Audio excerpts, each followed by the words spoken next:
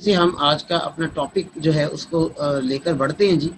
That is CSS हमारा, उसकी ऐसे राइटिंग, CSS, PMS, ये हमारा इंट्रोडक्शन लेक्चर है और उसको मैं पार्ट 1 दूंगा। इसके ज्यादा पार्ट्स होंगे।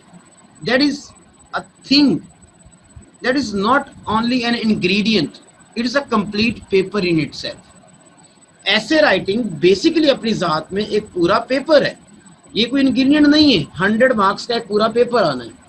वालेकुम अस्सलाम Javeria Babar, I do hope कि आप ठीक ठाक होंगे।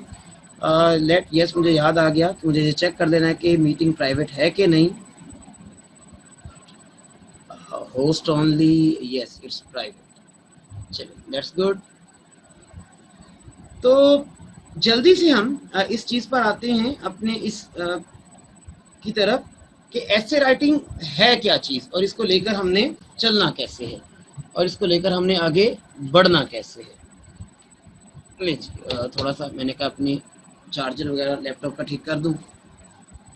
मैं बल्कि सबसे पहले आपको कुछ एसेज राइटिंग, एसेज के पेपर दिखाता हूं पिछले कुछ सालों के। That would B befitting for you people in case के आप लोगों को आइडिया हो जाए कि CSS का ऐसे का पेपर होता कैसे। ऑल्दो मैंने आपको एक पेपर, जब मैंने आपको इंट्रोडक्टरी लेक्चर दिया था उसके अंदर दिखाया भी था। ये पास पेपर्स पड़े हैं जी मेरे पास। तो ये 2020 जो इस साल CSS का पेपर हुआ है उसका ऐसे आपके सामने है जी पेपर पूरा। तो आप अगर इस पेपर को देखें तो आपको कुछ उन्होंने बातें ऊपर लिखी हैं। ये बातें भी आज के लेक्चर में शामिल है हमारे कि आपने ऐसे कैसे लिखना है। जैसे उन्होंने कहा जी एक ऐसे लिखना है 2500 to 3000 वर्ड्स का, और different forms of discourse. Discourse मतलब ये जो हमारी राइटिंग है, जो हमारी पूरा पैराग्राफिंग है। तो सारे पैराग्राफ जब मिलते हैं, एक से ज्यादा पैराग्राफ मिलते हैं तो एक डिस्कोर्स बनता है, याद रखिएगा।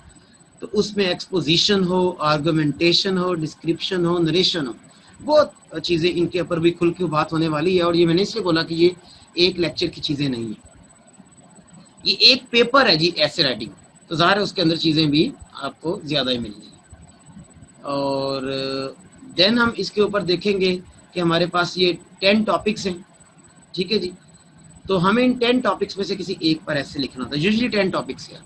इन 10 टॉपिक्स में से हमने एक टॉपिक चूज कैसे करना है इस पर भी आज बात होगी। आज बिल्कुल बेसिक्स पर बात होगी। एडवांस लेवल की चीजें और देन प्रैक्टिस की चीजें दे वुड फॉलो इट। अभी हम सिर्फ बेसिक लेवल की चीजों पर ही जो है वो खेलेंगे। तो आइए अपने इस खेल का आगाज करते हैं जी। ये हमारा आज का टॉपिक आ गया जी। And let me take a question from some student. वालेकुम अस्सलाम जी मेरी बाबर। चलिए अच्छा, आपने अल्हम्दुलिल्लाह भेजा है। नहीं जी, मैं अपनी जो तस्वीर है उसको भी एक साइड पर ही करता हूँ। That would be better and befitting. Good evening Sujan, good evening. तो let us start with our very important topic, essay writing, CSS and PMS essay writing. So it's our part 1, the only introduction lecture, and there would be so many follow-up lectures after that lecture over. Let us start. तो हमारा आज का जो lecture है उसमें 4 points हैं। Choosing a topic, जैसे मैंने अभी आपको एक ऐसे दिखाया, पेपर दिखाया ऐसे राइटिंग का कि 10 एसेज हैं तो you have to choose one. तो चूजिंग अ टॉपिक मतलब टॉपिक कैसे चूज करते हैं। मेकिंग द आउटलाइन, आपको ऐसे राइटिंग में आउटलाइन बनानी होती है तो वो आउटलाइन कैसे बनाई जाती है वो सीखेंगे। देन हम ये सीखेंगे कि स्ट्रक्चर ऑफ एन ऐसे क्या होती है, एक ऐसे की अपनी स्ट्रक्चर क्या होनी चाहिए। मैं आज सिर्फ बेसिक पॉइंट्स पर बात करने वाला हूँ, सिर्फ बेसिक पॉइंट्स, और आपको ये पॉइंट्स हमने इंप्लीमेंट अभी करने आगे चल के। और असेंशियल्स ऑफ एन ऐसे 4 पॉइंट्स हैं। तो आगे 4 ही स्लाइड्स हैं जिन पर आज हमारी कंप्लीट डिस्कशन हो रही है। बेसिक्स पकड़े हम अपनी ऐसे राइटिंग के पूरा 100 मार्क्स का। और मजे की चीज बताऊं यहाँ के स्टूडेंट्स जो हैं वो अपने ऐसे राइटिंग के पेपर में यूजुअली ये देखा गया है कि ऑलमोस्ट जो हमारे 96 to 97% स्टूडेंट्स फेल होते हैं। कभी 2.5% पास हो रहे हैं, कभी 3% पास हो रहे हैं। तो 97% के राउंड बोर्ड यूजुअली फेल हो जाते हैं। वो ऑलमोस्ट सारे के सारे ऐसे राइटिंग में जरूर फेल हुए होते हैं। इतनी बड़ी बल्क का, वो अपनी कोई बायोलॉजी दे रहा है, कोई जोलॉजी दे रहा है, कोई बॉटनी दे रहा है, कोई लॉ का दे रहा है, कोई पॉलिटिकल साइंस दे रहा है, इंटरनेट, वो सारों में पास हो जाते हैं यूजुअली बच्चे, बहुत सारे बच्चे, 30-40% बच्चे, लेकिन वो इंग्लिश के ऐसे में से उनमें से सिर्फ कोई 3%, 2.5%, 2.5 जिसको हम कह सकते हैं, या और 3% पास होगा। तो we would also discuss today कि ये फेलियर क्यों होती है, ये फेल होने की वजह क्या है, ये भी हमारा आज का एक रहेगा। सबसे पहले चूजिंग अ टॉपिक, कि जी टॉपिक कैसे चूज करना है। जब हमने ऐसे राइटिंग का एक टॉपिक चूज करने की तरफ जाना है तो हमें किन चीजों का ख्याल रखना चाहिए कि किन चीजों की बेस पर हमने टॉपिक चूज करना है। टॉपिक के मैंने 5 एलिमेंट्स बनाए हैं, अभी इनको अभी मजीद खोलेंगे भी नेक्स्ट लेक्चर में, अभी तो सिर्फ मैंने कहा बेसिक्स है। इन 5 क्राइटेरियाज पर ज्यादा से ज्यादा पूरा उतरता, 5 के 5 पर पूरा उतरा है। अभी मैंने सिर्फ 5 बनाए, सबको सम अप करके, इनको मजीद मैंने कहा एलैबोरेट किया जा सकता है। आज चूंकि बेसिक्स पर बात कर रहे हैं सिर्फ और सिर्फ ऐसे राइटिंग की, बहुत सारे लोगों को ऐसे राइटिंग की टेक्निक्स और नहीं पता, तो बिल्कुल समझ लो कि प्रिलिमिनरी के तौर पर हम डिस्कस कर रहे हैं। Topic that you have practice, देखो आप प्रिपरेशन कर रहे हैं, आप लोगों से मैं भी ऐसे लिखवाऊंगा, जब आप लोगों से अभी तो मैं 1-1.5 पेज लिखवा रहा हूँ, हम इसको ऐसे राइटिंग में शिफ्ट करेंगे, आहिस्ता आहिस्ता प्रेसिंग में शिफ्ट करेंगे, कंप्रीहेंशन में शिफ्ट करेंगे। तो आपने जब टॉपिक चुनना है ना, तो अगर तो वो टॉपिक आ गया जिसको आपने प्रैक्टिस कर रखा है पहले से, दैट्स बेस्ट। रीजन आपने उसको लिखा, टीचर को चेक करवाया, टीचर ने आपको सजेशंस दी, आपकी मिस्टेक्स बताई, आपको बताया कि सिमेट्री क्या रखनी थी, आपको बताया कि अच्छा ये पॉइंट जो है इस पॉइंट से पहले कर दो, ये पॉइंट इस पॉइंट के बाद कर दो, इस पॉइंट में ये ऐड कर दो, इस पॉइंट में ये डिलीट कर दो।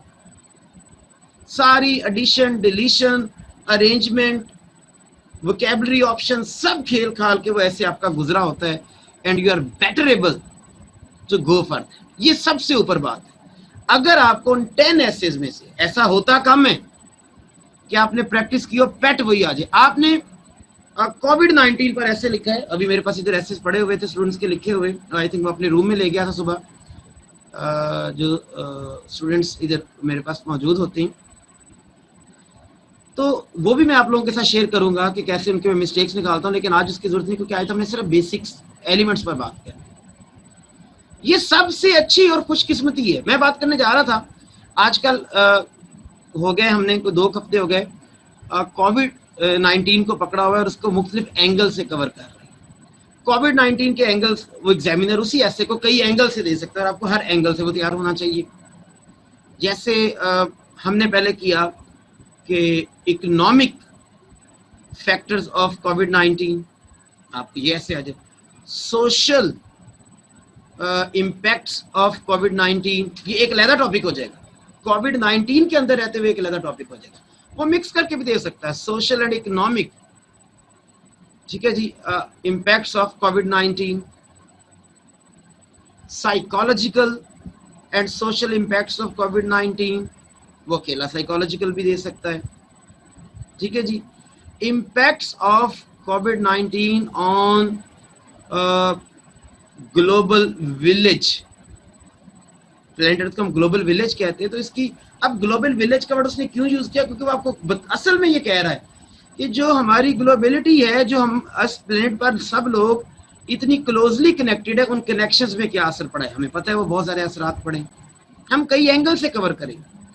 अगर तो पेट वही टॉपिक आ जाता है, पेट, कि आपने सोशियो इकोनॉमिक इम्पैक्ट्स पढ़े थे कोविड-19 के और वही लिखा आ गया, जरूरी नहीं कोविड-19 आए भी, ऑल दो बड़ा हम कह सकते हैं कि एक हमारे लिए हाई इंपॉर्टेंस का हो सकता है नेक्स्ट ईयर के लिए, बट हम सर्टेनिटी से तो नहीं कह सकते, लेकिन फर्ज करो यही आ जाता है, तो हमने ये लिखा हुआ है, प्रैक्टिस किया हुआ है, उसकी अरेंजमेंट बनाई हुई है, उसके अंदर कौन सी एग्जाम्पल रखनी है, कौन सा पॉइंट और ऐड करना है, सब आपने सीख चुके हैं, तो आपको बेस्ट पता है कि लॉजी ये तो ऐसे अब मैं छोड़ूंगा नहीं, ये सबसे अहम चीज है, लेकिन उसका एलिमेंट आई डिफरेंट चला जाता है। इम्पैक्ट ऑफ कोविड-19 ऑन द सुपर पावर्स या on the poor countries of the world, तो अब आप लोगों को ऐसे की अंदर कुछ चीजें तो सारे सेम हो सकती हैं कुछ, लेकिन आपको एक बहुत बड़ी अमाउंट में ऐसे की पोजीशनिंग चेंज करनी पड़ेगी। Topic that you have read about, ये दूसरा पॉइंट है। फर्ज करें कि आपने प्रैक्टिस नहीं किया हुआ लेकिन उस बारे में रीड किया हुआ है कुछ ना कुछ। जाहिर है जब आप एक अपना ऐसे प्रिपेयर करते हो, impacts of COVID-19 on poor countries या ऑन वर्ल्ड ट्रेड, तो आप कोविड-19 के बारे में बहुत कुछ रीड कर चुके होते हैं, बहुत सारा आपके पास डाटा होता है। अब आपको ऐसे वही आ जाता है लेकिन थोड़ा बहुत डिफरेंट करके आ जाता है, तो it means you have read about that, you have the material basically somewhat closer to it and you can make an essay out of it. तो आप उस टॉपिक पे जाएं। प्रैक्टिस किया हुआ है तो सबसे बेहतरीन। अगर आपने उसके बारे में रीड आउट किया हुआ है, मतलब उसी टॉपिक को किसी और एंगल से रीड किया हुआ है, तो ये आपकी सेकंड प्रेफरेंस हो सकती है। It shouldn't be then your first preference. ठीक है जी। Then topic for which you have material, ये ऑल्दो कुछ पिछले टॉपिक जैसे ही है, पिछली बार जैसे ही, लेकिन इसमें एक डिफरेंट है। ओके रुस्तम, आपको लेक्चर मिलेगा, जरूर मिलेगा। I would find definitely time, enough time. तो मैं बल्कि अपने लिए एक टीम हायर करने लगा हूँ जो नेटवर्किंग टीम होगी। मैंने सोचा कि I in fact need that networking team with me, और at least a networking member with me, and rest would be on him. He would be managing everything for me, and he would be giving that recorded lecture and editing and everything for you people, and that would make the processing faster even. So that would make things good. Topic for which you have material. तो अगर आपके पास किसी topic के पास material पड़ा है, आपके पास material है दिमाग, वो भी ठीक है। अब मटेरियल से क्या मुराद है? रेड अबाउट का मतलब भी तो मटेरियल था, आपके पास मटेरियल है, इसका मतलब ये वो मटेरियल आपके ब्रेन में आपने साथ लेकर तो नहीं जाना कोई। मींस के आपके पास सफिशिएंट रीडिंग्स हैं उसकी, आपने कहीं ना कहीं अखबारात से, कहीं अपनी बुक स्टडीज से, इसलिए तो कहते हैं न्यूज़पेपर्स लाजम पढ़ें, रोज पढ़ें, और कोशिश करें जितना ज्यादा रोज न्यूज़पेपर्स पढ़ें, आपको बहुत ज्यादा डाटा मिलता है। और यूजुअली आपको ऐसे राइटिंग के पेपर में, जो कि ऐसे को खुद कंपोज करना पड़ता है, कहीं ना कहीं से मटेरियल खुद गैदर करके, उसी वक्त 3 आवर्स है आपके पास जिसमें आपने मटेरियल को जो है अपने ब्रेन में भी कंपोज करना है और देन पेपर पर भी उसको जो है वो प्रिंटिंग में लेके आना है। तो आपको पता है कि मैंने इस बारे में बहुत ज्यादा न्यूज में सुन रखा है, पढ़ रखा है, मैंने इस टॉपिक पर एक बुक पढ़ी हुई है, रिसर्च नहीं की सेम उसी टॉपिक पर, लेकिन मैंने न्यूज पढ़ी हुई है। अगर तो रिसर्च किया और उसके मिलता जुलता आ गया तो वो पॉइंट 2 को मैंने बात की, ये पॉइंट 3 है। गौर करें इसमें थोड़ी सी और नीचे आ गई, क्यों? क्योंकि आपने स्पेसिफिकली उस टॉपिक पर रिसर्च नहीं की हुई। हाँ, आपने कहीं न्यूज़पेपर्स और कहीं ना कहीं बुक्स वगैरह में जरूर उन टॉपिक्स को रीड कर रखा है, and yes you have words enough, information enough, material enough that you can make an essay out of it. Next आते हैं topic that is of your interest. गौर करें, मैं अगर कहूं तो मैंने इसको नंबर 4 दिया जी वेटेज में, कैटेगरी में, कि फर्ज करें कि आपके तीनों टॉपिक्स ऊपर के नहीं मिल रहे आपको, तो आप फिर ये तीनों हालात नहीं मिल रहे तो आप अपने इंटरेस्ट चुनें। इंटरेस्ट इसलिए कि इंटरेस्ट वो चीज होती है जिस बारे में आप सोचते रहते हैं। पढ़ा तो ना हो उतना ज्यादा सफिशिएंट, पढ़ा हो तो बहुत अच्छी बात है, और ज्यादातर यही होता है कि जिसमें आपका इंटरेस्ट हो तो you definitely have read from that thing.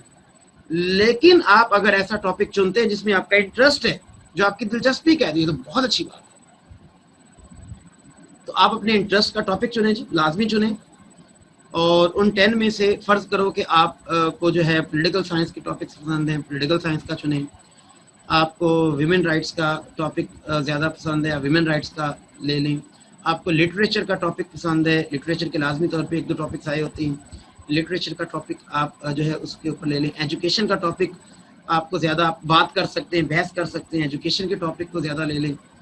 Current affairs का कोई ना कोई टॉपिक आ जाता है, जैसे कोविड-19 एक तरह से करंट अफेयर के टॉपिक होगा, अगर आता है तो आप करंट अफेयर के टॉपिक पर आ जाएं। पॉलिटिकल मैंने बोल ही दिया पहले ही कि जैसे रिलेशन आ जाए 2 कंट्रीज के, या किसी कंट्रीज के सुपर पावर होने का, या उसकी इकोनॉमी का, या मुल्क की अपनी किसी चीज़ का आ जाए, तो वो टॉपिक आपके अगर इंटरेस्ट का और आपको लगता है कि नहीं जी इससे बनाया जा सकता है, फिर चौथे नंबर पर आप इस पे जाए। 5th topic that is as per your qualification. मतलब कि अगर आपको ऊपर से कुछ नहीं मिल रहा तो आखिरी पॉइंट है कि एज पर योर क्वालिफिकेशन, कि आपने फर्ज करो कि अब कोई टॉपिक, ऐसे टॉपिक्स आ गए, बड़ा हार्ड आ गया जी पेपर, एम नहीं स्टूडेंट्स फेल होते। स्टूडेंट्स क्या फेल होना अभी एक वजह है, मैं भी बताता हूँ इनको, फिर कंबाइन भी करना। अभी तो मैं लहलता बात कर रहा हूँ नयन, अभी तो मैं लहलता बात कर रहा हूँ, तो इंशाल्लाह इनको इकट्ठे करके भी बात करता हूँ, देन आपको ज्यादा समझ आएगी। अभी मैंने सिर्फ सेपरेटली डिस्कस किए। फर्ज करो कि आपने जो है वो इंटरनेशनल अफेयर्स में आपकी मास्टर्स है, तो आप इंटरनेशनल अफेयर्स का टॉपिक आपको पता है, you can have words about it. कई बार आपको वहीं बैठकर सारी प्लानिंग करनी पड़ती है ऐसे। और ये भी हो सकता है कि आपने लॉ में किया हो तो लॉ का टॉपिक आ जाए, आपने बायोलॉजी में आपकी मास्टर्स की डिग्री, आप बायोलॉजी में या एमबीबीएस किया हुआ है, कोई ना कोई कोविड-19 एक तरह से अगर कहूँ तो डॉक्टर्स को ज्यादा पता है इसके बारे में, लेकिन जाहिर है उसके अगर तो इम्पैक्ट इकोनॉमिक आते हैं तो वो थोड़ा सा वही बंदा ज्यादा अच्छा एक्सप्लेन करेगा, ज्यादा वर्डिंग एक्सप्लेन कर देगा जिसका एमबीए है, जिसकी कोई ना कोई डिग्री किसी ना किसी तरीके से अकाउंट्स या कॉमर्स के रिलेटेड है। तो कॉमर्स के रिलेटेड डिग्री वाला उसके इकोनॉमिक इम्पैक्ट्स को, अगर उसने पहले नहीं किया हुआ, किसी भी चीज के इकोनॉमिक इम्पैक्ट्स आ गए, ट्रेड इम्पैक्ट्स आ गए, तो इकोनॉमिक की डिग्री वाला उसको पकड़ सकता है उस ऐसे। उसको पता है कि मैंने कैसे जो है वो इन्फ्लेशन डिस्क्राइब करना है, कैसे मैंने डीवैल्यूएशन ऑफ मनी डिस्क्राइब करना है, और किस तरह से मैंने डिफरेंट कंट्रीज की जो इकोनॉमी की जो ग्रोथ है उसके अंदर जो शिफ्ट्स आए हैं वो डिस्क्राइब करना उसने पढ़े होती है अपनी मास्टर्स डिग्री में, ग्रेजुएशन की डिग्रीज में।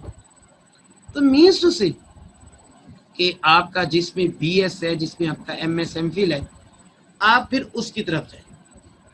अच्छा, अब आते हैं, अगर ये सारे उसके अंदर मौजूद हों 5 के 5, तो वो बेस्ट टॉपिक है आपके, मतलब आपकी क्वालिफिकेशन के अकॉर्डिंग भी है, आपके इंटरेस्ट का भी है, आपने अक्सर उसको न्यूज में भी देखा हुआ है, बुक्स पढ़ी हुई है उसके ऊपर, आपने उसके ऊपर रिसर्च पढ़ी है, कोई ना कोई मटेरियल है, और सबसे अच्छी बात है कि आपको वही टॉपिक सेम टू सेम आ गया, सेम टू सेम वर्ड पर वर्ड आ गया, जिसकी आपने प्रैक्टिस कर रखी थी, जो कि आपने टीचर को चेक करवा कर कमेंट्स ले रखे थे, जिसमें टीचर ने आपको एक एक लफ्ज बता दिया था कि आपने कौन सा पैरा पहले करना है, कौन सा पैरा बाद में करना है, कौन सी लाइन नहीं लिखनी, कौन सी लाइन लिखनी है, कौन सी चीजों को डिलीट करना है, कौन सी चीजें ऐड करनी है, उसकी आउटलाइन तक आपने बना के लिखी हुई है। तो वो तो भाई आपका ड्रीम टॉपिक है, और सारी खूबियां आ जाएं तो वो तो ड्रीम ऑफ ड्रीम्स हो। अगर इनमें से किसी में कोई 2 खूबियां आ जाती हैं वो भी अच्छा है, चलो 1 से बढ़ के 2, 2 से बढ़ के 3, 3 से बढ़ के 4, 4 से बढ़ के 5, दैट्स 1 2 3 4 5। तो आपने प्रैक्टिस की है, रेड अबाउट है, दोनों हो जाएं। फर्ज करें आपकी इंटरेस्ट का है, क्वालिफिकेशन का है, दोनों हो जाएं। आपके इंटरेस्ट का भी है, मटेरियल भी है, दोनों हो जाएं। जितने ज्यादा पॉइंट्स, मैंने यही तो बोला था शुरू में, जितने ज्यादा पॉइंट्स उस टॉपिक को आपके मैच कर जाएंगे, वो टॉपिक आपके लिए लिखना उतना सूटेबल। फर्ज करें एक टॉपिक को आपके आखिरी 2 पॉइंट्स मैच कर रहे हैं, मैं यहाँ ये भी बता दूं, लेकिन एक टॉपिक को आपको पहला पॉइंट मैच कर रहा है, तो पहला पॉइंट ऐसा पॉइंट है जी जो सारे पॉइंट्स पर ही हैवी है। ये पॉइंट, ये सारे पॉइंट्स पर हैवी है, डोमिनेटिंग। ये काम अगर आप कर चुके हैं बड़े इंटरेस्ट के साथ, अब आपको पता है कि सारा कुछ कैसे करना है, नीचे वाले चारों भी पूरे हो जाए ना, कि आप किसी और टॉपिक पे, 10 टॉपिक थे, किसी और टॉपिक पर आ जाए कि वो क्वालिफिकेशन का है, वो इंटरेस्ट का है, मटेरियल का है, रेड अबाउट है, आपने वो जो मर्जी है वो ऐसे नहीं पकड़ना, उसको हाथ नहीं लगाना। पहला पॉइंट सबसे ज्यादा डोमिनेटिंग, ये पूरा हो गया, सब चीजें छोड़ दी, किसी टॉपिक को हाथ नहीं लगाना। आपको पता है कि ये तो आपने सारा कुछ कर रखा है, आपको इजीली, आप जब आपके पास सारा कुछ जहन में होगा, प्रेजेंटेशन अच्छी बनाएंगे, क्यों, आपके वर्ड्स बड़ी फ्लो में निकल रहे होंगे। कई बार लिखते हुए बच्चे कटिंग करने की तरफ जाते हैं, कटिंग तो होनी नहीं चाहिए, वो नहीं होगी ज़ाहिर है, because you would have clarity of mind. जो क्लैरिटी ऑफ माइंड से लिखेगा वो क्लियर करेगा, और 97% अप्रोक्सीमेटली के फेल होने की वजह ये होती है, क्लैरिटी नहीं होती, भाई मैं क्या लिखूं, लिखते लिखते फिर रुक गए, और हार्मनी नहीं रही, तरतीब नहीं रही, ऑर्गेनाइजेशन नहीं रही, कोहेरेंस नहीं रहा, ये सारी बातें करते हैं अभी। सबसे ऊपर ये चीज ये नहीं है तो फिर नीचे से जिसके ज्यादा पॉइंट हो वो फिर सोचने कि लो जी अब पहले वाला तो किसी पर पूरा नहीं उतरा 10 आउट ऑफ 10 में से, जहां ज्यादा पॉइंट्स हो जाए फिर वो उठा लें। और उनमें भी याद रखें, तरतीब यही रखें कि जिन पर ये ज्यादा उतर रहे हैं, पहले दो ऊपर उतर रहे हैं ज्यादा, दूसरा और तीसरा ज्यादा उतर रहे हैं तो वो पकड़े। जिस पर चौथा एक टॉपिक है जिस पर 4 और 5 उतर रहे हैं पूरे कि 4 और 5 दोनों ठीक है, वो इंटरेस्ट का भी क्वालिफिकेशन का भी, और एक ऐसा जिस पर 2 और 3 उतर रहे हैं पूरे, तो 2 और 3 वाले को पकड़े। रीजन आपके पास मटेरियल है उसके लिए, आपके पास उसके लिए एग्जांपल्स मौजूद हैं, आपके पास उसके लिए कोई कोटेशन अंदर लिखनी पड़ रही है मौजूद है, आपके पास उसके अंदर रेफरेंस मौजूद है। मटेरियल का मतलब यही है कि एग्जांपल्स है, रेफरेंसेस हैं, फैक्ट्स एंड फिगर्स हैं, यही है मटेरियल। अभी मटेरियल पर भी बात होनी है हमारी आज। तो भी जिस पर फैक्ट्स एंड फिगर मौजूद है that should be preferred, simple. आगे आते हैं, बेसिक्स पर है तो हम इसको आज लाजम करते हैं जी पूरी बेसिक्स को। हमारी सेकंड स्लाइड आज की समझ लीजिए, मेकिंग द आउटलाइन। भी आउटलाइन कैसे बनाते हैं, आउटलाइन के पॉइंट्स होते हैं। और गौर करें, अगर आपने 2500 to 3000 पेजेस वर्ड्स कैसे लिखना है तो आपको आउटलाइन काफी लेंथी लिखनी पड़ती है। आपको आउटलाइन लिखते वक्त ये ख्याल रखना पड़ता है कि मेरे इतने सारे पॉइंट्स हों कि वो 2500 से 3000 वर्ड्स बना पाए। 2 से 3 पेजेस के दरमियान आपके कहीं ना कहीं आउटलाइन बन रही होती है अक्सर, ठीक है। अच्छा, पेजेस बल्कि मैं कहूंगा इसको मैं यूं कहूं कि पेजेस तकरीबन 3 to 4 पेजेस, क्योंकि एक साइड को एक पेज कहेंगे, वो तो जब हम गिनने को बैठे तो हम कहेंगे, तब मैं कहूंगा 2 पेजेस। तो 3 to 4 साइड्स जिसको आप कह लें, आपकी सिर्फ आउटलाइन नहीं ले जाने, 3 to 4 साइड्स, इतने तो आपके आउटलाइन के पॉइंट्स चल रहे होंगे। आउटलाइन लिखने का तरीका भी सीखेंगे, फिलहाल बनाते कैसे थोड़ा सा उस बात को, रियल एग्जांपल आपको आउटलाइन की दिखाएंगे भी। मैं कुछ वो एसेस जो कि सीएसपी ऑफिसर्स ने लिखे हुए जो बन चुके हैं, मतलब वो कहीं ना कहीं सीएसएस क्लियर करके ज्वाइनिंग कर चुके हैं, उन्होंने कोई ऐसे जो लिखे थे उसके कुछ सैंपल्स भी हैं मेरे पास, वो मैं आपको शो करूंगा कि वो कैसे लिख करें। हर एक का स्टाइल थोड़ा थोड़ा डिफरेंट है।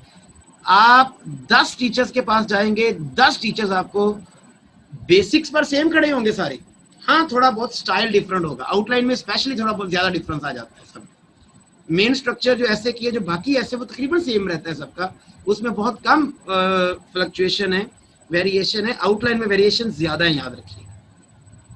बहुत सारे जो हैं वो मुख्तलिफ किस्म के स्टाइल पर जाते हैं, हेडिंग, सब हेडिंग्स के स्टाइल पर, हेडिंग प्लस सेंटेंस एक्सप्लेनेशन का स्टाइल होता है आउटलाइन का, कई स्टाइल है, उन सारे स्टाइल्स को हम इंशाल्लाह देख रहे हैं। ओके जी, तो सबसे पहले आउटलाइन जब लिखने बैठना है तो ब्रेनस्टॉर्म करना है। ब्रेनस्टॉर्म के, मैं इसको सादा कहूं, दिमाग में सोचों का एक तूफान होना चाहिए जी, एक स्टॉर्म होना चाहिए। सोचिए, उस टॉपिक में खो जाएं फिर, और ज़ाहिर ब्रेनस्टॉर्म आप तभी कर पाएंगे जब आपके ब्रेन में उसके लिए मटेरियल है, आइडियाज है, यू हैव रेड अबाउट। देखो, मैं जो पीछे बात की है वो बात अब आपके सामने आना शुरू हो गई है, बातों से बातें ही आ गई कि आप स्टॉर्म आपके पैदा ही उन्हीं थॉट्स का होगा जो स्टॉर्म आपके ब्रेन में, या आपने अपनी कहीं ना कहीं मास्टर्स की डिग्री में पढ़े हुए हैं, या आपके इंटरेस्ट के हैं कि आप दिलचस्पी रखते हैं और उस बारे में कुछ ना कुछ देखते पढ़ते रहते हैं, सुनते रहते हैं, बोलते रहते हैं, तभी आपके ब्रेन में एक स्टॉर्म पैदा हो पाएगा, वरना स्टॉर्म पैदा ही नहीं होगा।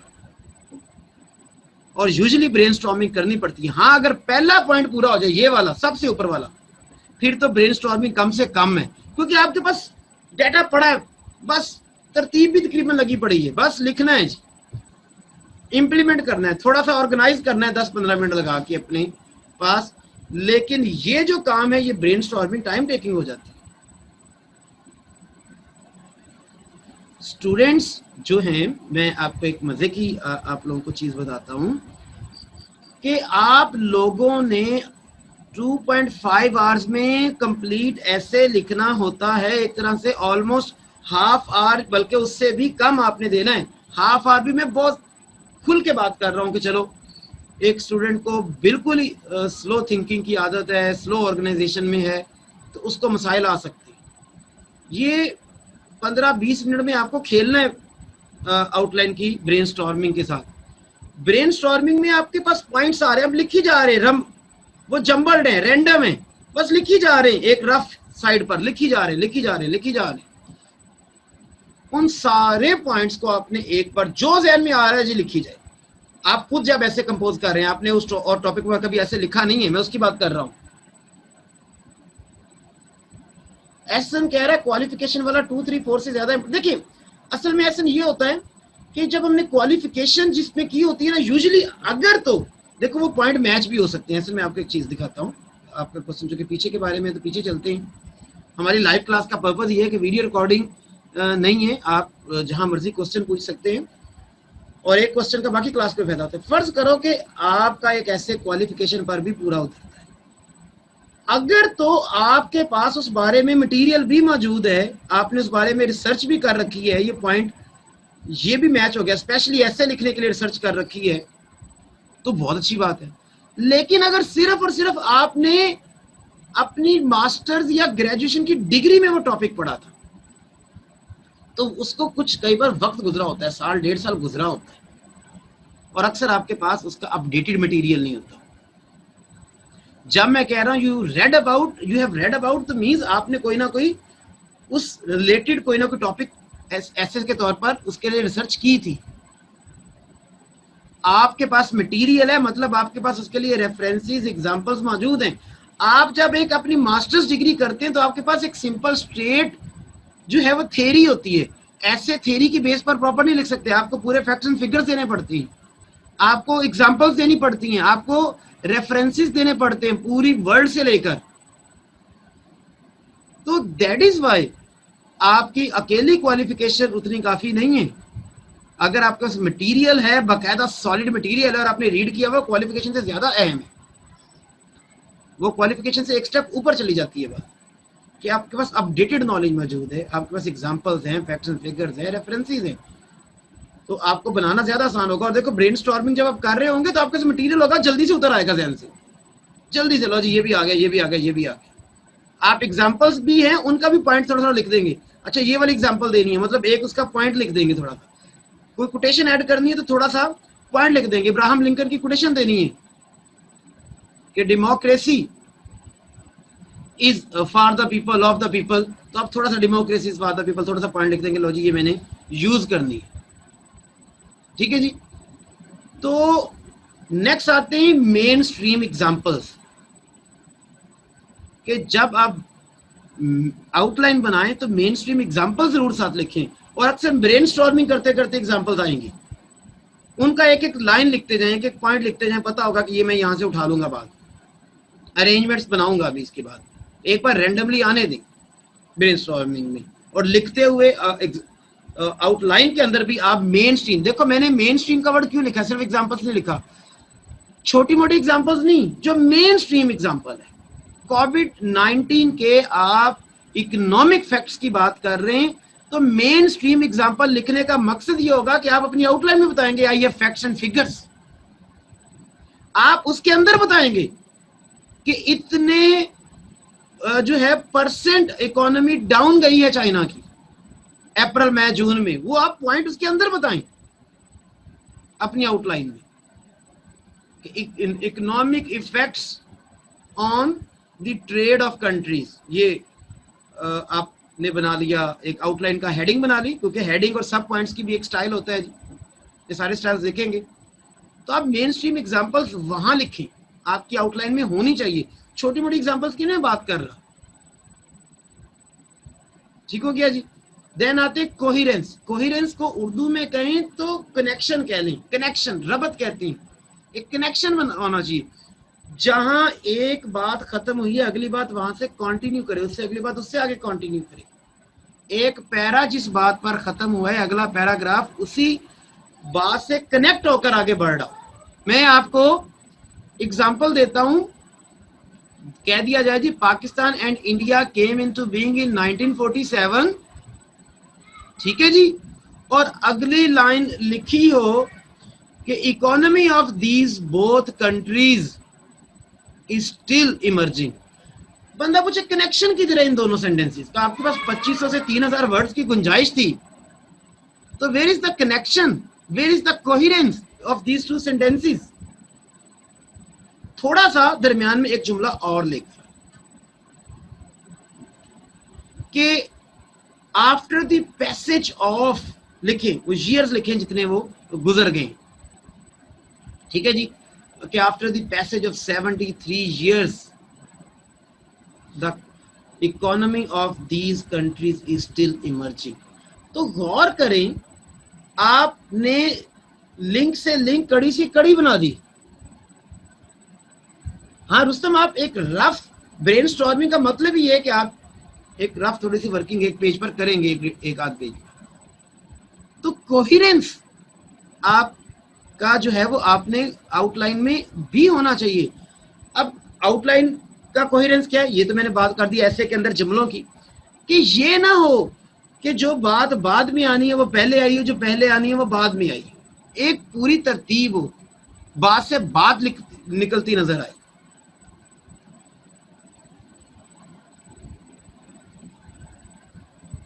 Thank you Rustam. तो बात से बात निकलती नजर आए, पता हो कि ये एक फर्ज करो कि आपको जो है डायक्रोनी पर लिखना पड़ गया है एक, तो आपका हिस्टोरिकल ऐसे है फर्ज करें, तो जो हिस्ट्री में पहले हुआ वो पहले लिखा हो, जो बाद में हो बाद में लिखा। या अगर आप प्रेजेंट से पास्ट की तरफ शिफ्ट करना चाह रहे, हो सकता है कि ऐसे की नेचर ऐसी है कि आप पहले करंट सिचुएशन बयान करके पास्ट की तरफ जाना चाह रहे हो, तो फिर तरतीब सेम हो, वो फिर ईयर टू ईयर, ये नहीं है कि दरमियान में ईयर चेंज हो, ताकि बातों में कोहेरेंस रहे, एक कनेक्शन रहे। और अगर आपकी बातों में कोहेरेंस नहीं है, कनेक्शन नहीं है आपकी आउटलाइन में, तो आउटलाइन रिजेक्ट हो जाएगी। और अगर आउटलाइन रिजेक्ट हो गई तो आपके वो 25 से 30 पेजेस लिखे हुए, 2500 से 3000 वर्ड्स, अक्सर लोगों के पेज डिफरेंट हो जाते हैं क्योंकि पर पेज वर्ड्स की तादाद डिफरेंट होती है, वो सारे मिट्टी हो जाएंगे।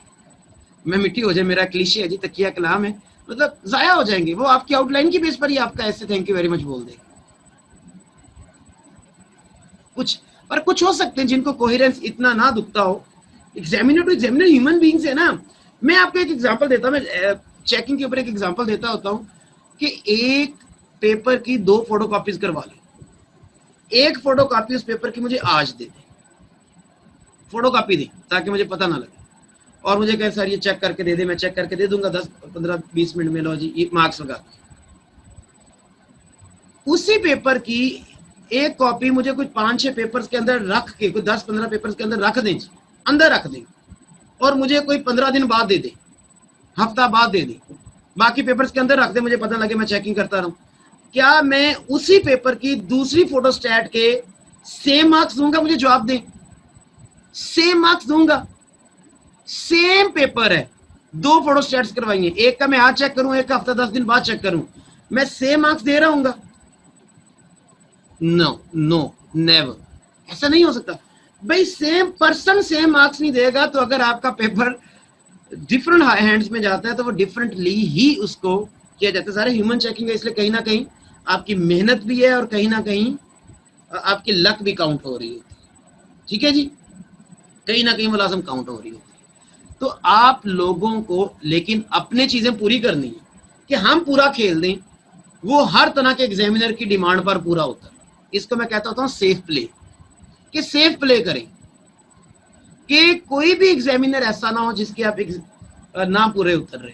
हो सकता है आपके अंदर एक चीज की कमी है, आपका पेपर जो है किसी ऐसे बंदे के हाथ चढ़ गया जो उस कमी को ज्यादा फोकस कर रहा था, वो आपके लिए मुश्किल हो सकती है। कोई ऐसा एग्जामिनर जिसके लिए वो चीज, वो पॉइंट इतना अहमियत का हामिल नहीं है, वो उसको कम दर्जे का मानता है, वो उसको इग्नोर कर देगा, तो दैट हैपेंस, ह्यूमन चेकिंग है। लेकिन यूजुअली मैंने जो पॉइंट्स आपको सारे बेसिक कैरेक्टरिस्टिक्स, आज मैंने कैरेक्टरिस्टिक्स दिए सारे और कुछ बताया करना कैसे, तो ये आपको सारे पूरे करने चाहिए ताकि आप रिस्क फ्री जाएं। और यूजुअली वो इतने मंजे हुए एक्सपीरियंस लोग होते हैं जी, जो पेपर चेकर्स होते हैं, साल से ये काम कर रहे होते हैं, they have all these things in their mind. Okay जी, कोहेरेंस के अंदर क्या क्या होता है? Introduction, most relevant to less relevant, ठीक है। फर्ज करो, या अगर तो वो हिस्टोरिकल नहीं है, डायक्रोनी पर नहीं है, वो एक सिंपल जो है वो फैक्ट्स एंड फिगर है, किसी चीज पर बहस होनी है। फर्ज करो कि बहस इस चीज पर होनी है कि capital punishment should be given, इस चीज पर बहस होनी है। अब इसमें आप जो है दोनों तरह की चीजों पर खेलेंगे। दोनों तरह की क्या, आप कुछ पॉइंट्स देंगे, इस्लामिक हिस्ट्री को उठाएंगे, आप कुछ रेलिवेंट और कुछ लेस रेलिवेंट चीजों की तरफ जाएंगे। आपने सबसे पहले वो बातें करनी है जो कि एग्जैक्टली पूरी तरह से कनेक्ट कर रही हैं उसको। आप अगर फेवर करना चाहते हैं आप फेवर कर सकते हैं, आप अगेंस्ट जाना चाहें आप अगेंस्ट जा सकते हैं। एग्जामिनर कई ऐसे के टॉपिक्स होते हैं जो ओपन छोड़ता है, वो डिबेटेबल टॉपिक होते हैं, वो आप जा सकते हैं, इट्स ऑन यू। आप न्यूट्रल कुछ ऐसे ऐसे हो सकते हैं जहां आपको बीच खेलना पड़ता है दरमियान में, कि इन केसेस में अलाउ कर दे, इन केसेस में इतना स्ट्रिक्ट नहीं जाना चाहिए। You may play even in that way. कई टॉपिक्स कई तरह से खेले जा सकते हैं, लेकिन मोस्ट रेलिवेंट डेटा वो आप फेवर में जा रहे हैं तो फेवर वाला, अगेंस्ट जा रहे हैं तो अगेंस्ट वाला, आपको वो पहले पुट करना है, देन आपको आहिस्ता आहिस्ता दूर वाला। और जब आप ब्रेन स्टॉर्मिंग की ना अपने ऊपर, वहीं आपने लिख लेना है, ये मेरा पॉइंट 1 है, ये मेरा पॉइंट 2 है, ये मेरा पॉइंट 3 है, ये मेरा पॉइंट 4 है, और इसी बेस पर लिखना है। और क्या पता पॉइंट 4 5 लिखने के बाद दोबारा नजर मारो तो को नहीं जी ये 4 को मैं जो है वो 7 कर दूं और 7 वाले को मैं 4 कर दूं। इट माइट बी कि आपने जब लिखा हो तो थोड़ा बाद आप फौरन ही देख लें कि नहीं जी इसको थोड़ा सा कि 7 पर जाकर लगे नहीं ये तो उससे भी ज्यादा अच्छा है, इसको मैं 4 की जगह पर लिख दूं जाके। नेक्स्ट एग्जाम्पल्स के अंदर भी कोहिरेंस होना चाहिए कि आप फर्ज करो कि कैपिटल पनिशमेंट के ऊपर ही मैंने एक ऐसे का जंबल सा टॉपिक उठा लिया कि बातें हो रही हैं आजकल सोशल मीडिया पे बहुत सारी कैपिटल पनिशमेंट की, specially for the persons who are involved in attacks on women, rapes और other things। तो आप अगर एग्जाम्पल्स उठा रहे हैं तो वो जंबल्ड ना हो, वो तरतीब सेम हो कि आपने कोई 7-8 जो है इस तरह के मामलात की एग्जाम्पल्स देनी है जो अभी गुजरे रिसेंटली और तारीख में पीछे, तो फिर एक तरतीब सेम हो, या प्रेजेंट से पास्ट हो या पास्ट से प्रेजेंट। ये ना हो कि एक जो है वो 1998 का और दूसरा 2007 का और फिर एक 2001 का लिखा हो। फिर 1998 से शुरू किया है अगर आपने कोई एग्जांपल देना तो वो उसी तरह। इसलिए तो मैंने कहा ब्रेन स्टॉर्मिंग के अंदर एग्जांपल्स लिख ले एक बार, मेन स्ट्रीम एग्जांपल तो स्पेशली इसके तभी ध्यान में रख ले, तरतीब ठीक होनी चाहिए, वो अच्छा लगता है, वो एक अच्छा इम्पैक्ट देता है। रेफरेंसेस आपके जो आपके हवाले इनमें एक रबत होना चाहिए कि आपने जो रेफरेंस दे रहे हैं, तरतीब हम बात ही तरतीब पे आउटलाइन में तरतीब की तो बात आपका पॉइंट 1 है, पॉइंट 2 है, पॉइंट 3 है। आप एक हवाला दे रहे हैं, हवाला आप पहले दे देते हैं जी अलेक्जेंडर द ग्रेट के जमाने का, दूसरा हवाला आप दे देते हैं holy prophet peace be upon him के जमाने का, धारा उसके बाद का है। अलेक्जेंडर जो है क्राइस्ट से भी पहले का है, हज़रत ईसा से भी पहले का है। तीसरा आप जो है वो रेफरेंस जो है वो जाकर उठा के जो है मोसिस के ज़माने का, हज़रत मूसा अलैहिस्सलाम के ज़माने का दे देते हैं। तो ये आपकी तरतीब ही सारी खराब होगी रेफरेंस की। रेफरेंस और एग्जाम्पल में फ़र्क थोड़ा सा होता है कि रेफरेंस में सिर्फ आप उस चीज़ का थोड़ा सा हवाला देते हैं और एग्जाम्पल में वो तकरीबन पूरा सम अप कर देते हैं उस बात को, और रेफरेंस में आप सिर्फ उसका नाम यूज़ करते हैं, आप सिर्फ एक वर्ड या एक आध फ्रेज यूज कर रहे होते हैं, और एग्जांपल में आप बाकायदा तौर पर पूरी मिसाल बयान करते हैं। एग्जांपल डिटेल्ड है, रेफरेंस सिर्फ सिग्नल। तो कंक्लूजन आपके होना चाहिए। हम चूंकि सिर्फ आज बेसिक्स बातें कर रहे हैं तो कंक्लूजन के बगैर आपकी आउटलाइन कंप्लीट नहीं होती। आपने एंड पर कंक्लूजन नहीं लिखा तो समझ लें कि आपने सारा कुछ कर रहा है, लेकिन आपने एट द एंड अपने ऐसे को फेल होने के लिए छोड़ दिया। आपने सम अप जरूर करके आना, बेशक वो फेवर में करें, अगेंस्ट करें, न्यूट्रल करें, जो मर्जी करें, सम अप करें, हासिल कलाम जरूर करके आए, कंक्लूड जरूर करके। अभी तो थर्ड स्लाइड पे आ गए। थर्ड स्लाइड में हम ऐसे शुरू कर रहे हैं कि ऐसे के स्ट्रक्चर का सबसे पहले ऊपर इंट्रोडक्शन। अब इंट्रोडक्शन में बहुत सारी बातें होती हैं, बहुत सारे लोग बहुत सारे जगहों पर जो आपको सिखाएंगे या आपने सुना होगा या वीडियोस या देखी हो, तो वो इंट्रोडक्शन को कई हिस्सों में बांट लेते हैं। थीसिस स्टेटमेंट कह लेते हैं जी, समरी कह लेते हैं। नो, आपको thesis statement is somewhat different, introduction is somewhat different, summary is entirely different. ये इन चीजों में फर्क है, ठीक है जी। ये चीजें आपस में हल्का फुल्का एक डिफरेंस रखती हैं। इंट्रोडक्शन में आपने सिर्फ और सिर्फ अपने टॉपिक को एलैबोरेट करना है कि आप किस टॉपिक को डिस्कस करने जा रहे हैं। आपने कोई फेवर या अगेंस्ट नहीं जाना इंट्रोडक्शन में, और ज़ाहिर है आपने आउटलाइन की इंट्रोडक्शन बनाते हुए भी ये करना है। आपने से बताना है ये टॉपिक है जी मेरा, उस टॉपिक की इंपॉर्टेंस थोड़ी सी बता देनी इंट्रोडक्शन में कि ये टॉपिक की अहमियत क्या है, ये टॉपिक है क्या। सोशल इम्पैक्ट्स ऑफ कोविड-19 है तो बताना है सोशल इम्पैक्ट्स क्या है। कोई कंक्लूजन नहीं निकाल देना कि सोशल इम्पैक्ट से ये हो गया वो हो गया। सोशल इम्पैक्ट्स ये बता देने कि सोशल इम्पैक्ट्स मींस, थोड़ा सा बताएं कि social impacts means the impacts on society, the impacts on the people living and working and connecting in society, impacts on the people's communications and connections with each other. These all are social impacts, and COVID-19 has far-fetched and a wide range of impacts on these all things.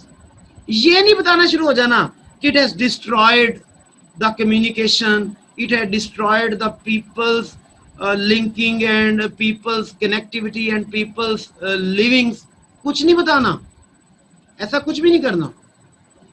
You have to just introduce what is and what is not. आपको सिर्फ इतना करना है, आपको उसमें किसी और detail में नहीं जाना। ये इंट्रोडक्शन का पार्ट है, उसको चंद एक जुमलों में, चंद एक इतने भी कम नहीं, वो हाफ पेज से सवा पेज 1.5 पेज तक हो सकता है आपका इंट्रो, फैल सकता है, क्योंकि आप उसको हिस्सों में डिवाइड कर सकते हैं। इवन इंट्रो आपका एक पैरा से बढ़ भी जाता है, पर यूजुअली कोशिश करें, बाउंड करें कि इंट्रो आपका एक पैरा तक महत्व है। पैरा लेंथी हो जाए कोई इशू नहीं है, पर इतना भी लेंथी ना हो। क्या डिटेल में बातें होनी चाहिए, इन पर आज तो मैं सिर्फ पॉइंट्स दे रहा हूँ, सिर्फ जहन में चीजें डाल रहा हूँ। एक्सप्लेनेशन आपका ऐसे, आपके देखो इंट्रोडक्शन के बाद एक्सप्लेनेशन है कि चीजें आपने जो एक्सप्लेन करनी है, कॉजेज एंड इफेक्ट्स अगर आपने बयान करने, कई ऐसे होते हैं जिनमें कॉजेज एंड इफेक्ट्स होते हैं, कईयों में नहीं भी होते। पैराग्राफिंग होनी चाहिए, आपका हर पैराग्राफ एक नई थॉट रखता हो, लेकिन वो पिछली थॉट से आगे कनेक्ट हो रही है। ये ना कि पिछले पैराग्राफ में बात कुछ और अगले पैराग्राफ में बात ये है, लिंक से लिंक, कड़ी से कड़ी मिली हो। कोहिरेंस इसको हम कह रहे हैं कि उस पैराग्राफ में कोहिरेंस हो, रबत हो।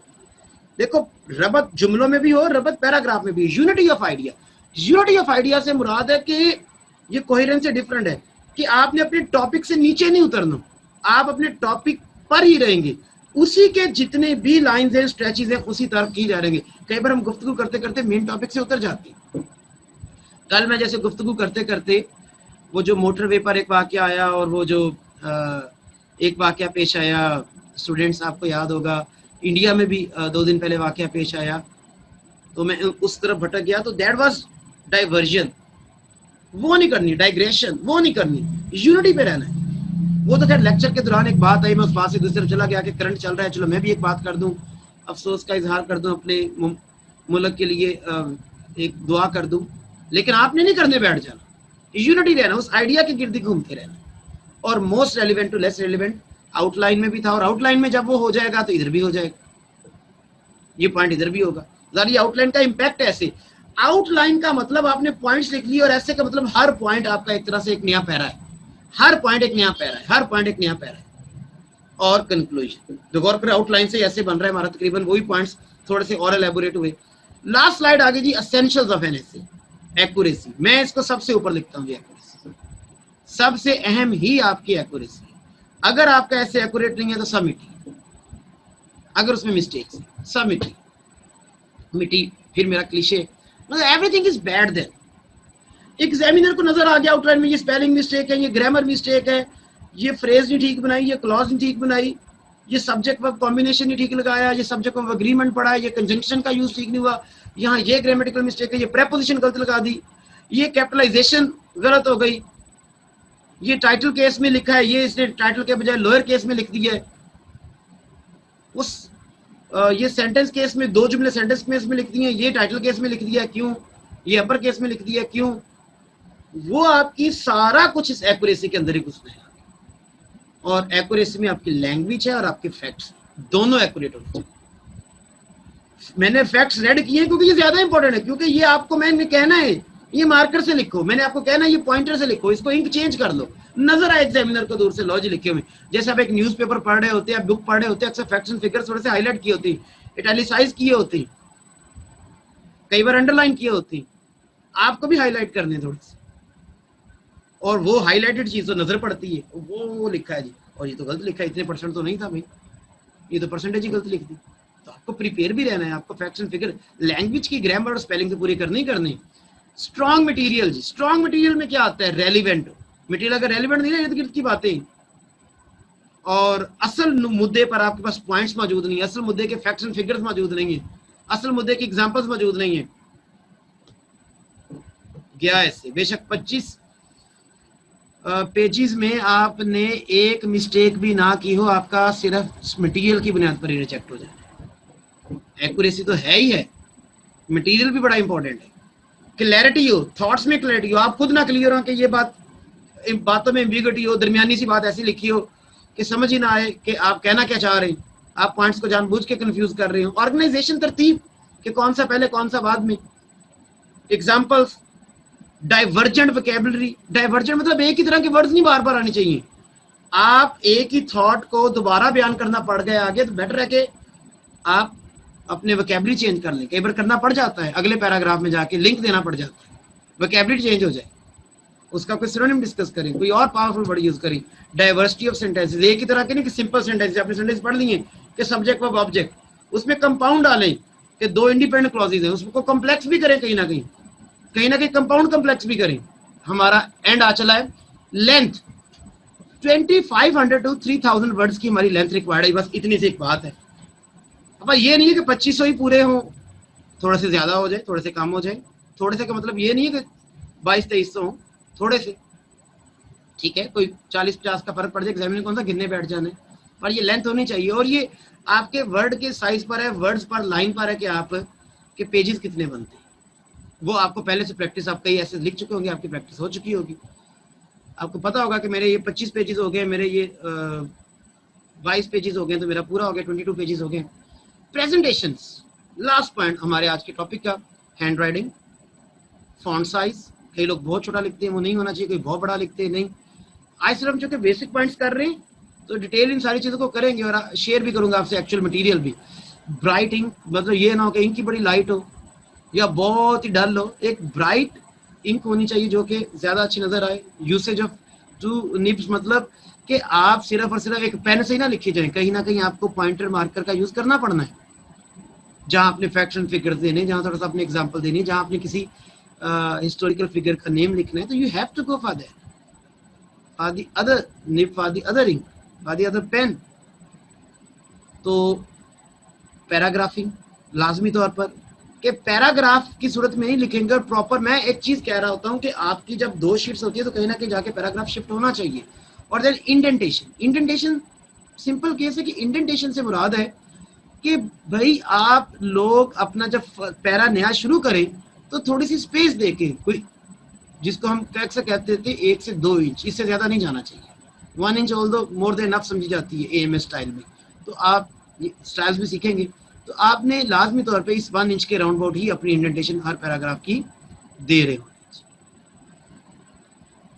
तो मार्जिन स्पेसेस जो होती है, मार्जिन लगाने की जरूरत तो नहीं होती, लेकिन अगर आप एक साइड पे कम से कम लगा लें तो बहुत अच्छी बात है। I would highly recommend it कि आप लाजम लगाएं, लेकिन दूसरी साइड पर भी बिल्कुल पेज के एंड ना करें, एक थोड़ा सा 1/2 इंच के राउंड अबाउट स्पेस छोड़ दें, और वो फिर आपके सारे वर्ड्स यही एंड हो रहे हो, ये ना कोई जरा पहले एंड हो रहा हो, कोई लाइन के बाद में एंड हो रहा हो, ये कैसे करते हैं ये भी सीखेंगे, लेकिन वो मार्जिन स्पेसेस होनी चाहिए। So that was all for today ji. And if you have any question regarding it, I am allowing you people to turn on your mics, and I allow you people to put your questions or written messages, anything you want to do.